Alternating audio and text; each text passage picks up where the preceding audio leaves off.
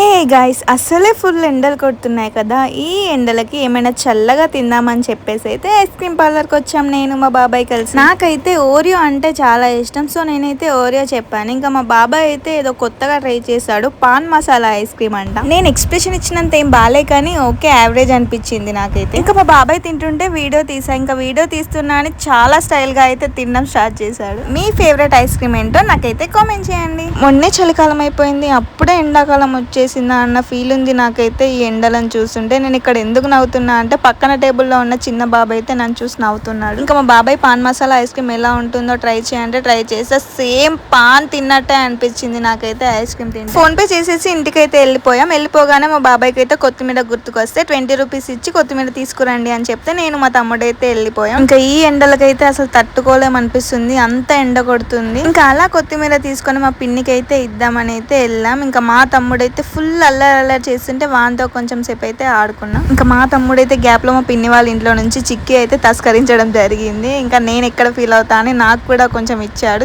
చాలా స్వీట్ గా ఉంది.